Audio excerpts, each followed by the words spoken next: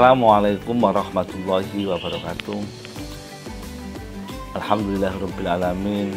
Alhamdulillah min akhwal ila ahsanil hal wala haula wala quwata illa billahi al-azim. Allahumma shalli ala sayyidina Muhammad wa ala alihi wa ashabihi ajmain. Amma ba'du.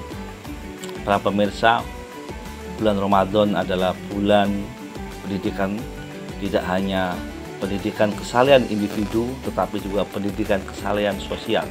Inilah momentum dalam sejarahnya dulu, bahkan umat atau umat terdahulu kafir Quraisy pun ketika Ramadan datang mereka masih bisa saling asih.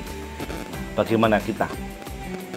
Para pemirsa, di dalam sejarahnya kalau kita merujuk kitab Al-Juzul At-Tarikhiyah fi Syariatul Islam yang ditulis oleh Khalil Abdul Karim, bahwa dahulu orang-orang Quraisy, ya, kafir Quraisy ketika bulan Ramadan gelisah. Karena Ramadan artinya adalah musim kemarau, musim panas yang krisis air dan krisis pangan. Saat itu dibuatlah peraturan supaya makanan dan minuman itu tersedia atau cukup. Maka penduduk kafir Quraisy atau Mekah dan sekitarnya dilarang makan pada siang hari, tepatnya ketika matahari mulai terbit sampai terbenam. Ternyata ketika dalam keadaan lapar dan minum bersama-sama ketika ghurubus syams atau ketika matahari terbenam, mereka bisa mencukupi dan timbul kasih sayang. Tradisi ini kemudian dilanggengkan dengan syariat Islam.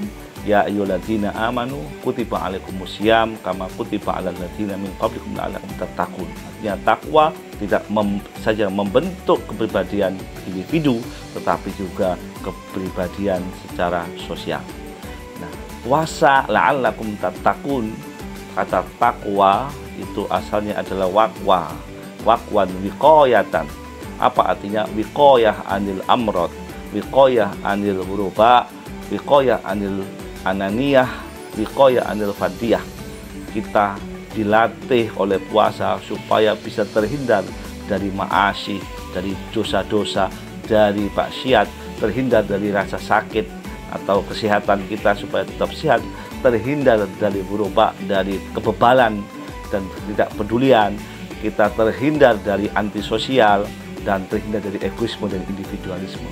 Artinya puasa ini mengasah batin kita. Kenapa demikian? Karena dalam keadaan lapar dan haus timbul kepedulian, timbul kepekaan sehingga orang bisa empati. Jamaah yang budiman, saya ingin mengakhiri dengan kisah yang dimaksud dengan takwa ini oleh Imam An-Nawawi di dalam Nashul Ibad.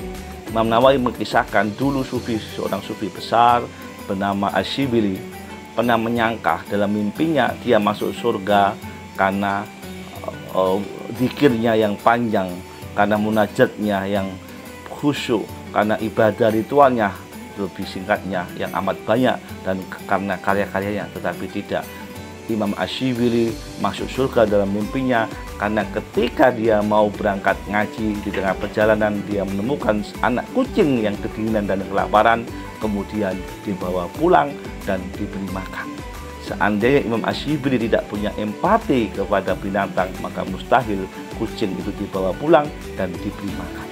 Kalau saja kucing yang hewan mendapatkan perhatian, mendapatkan kasih sayang dan kepekaan kita, membawa Asyibili ke surga, lalu mana mungkin atas sesama yang menderita yang kita tolong Allah akan menyanyiakan kita.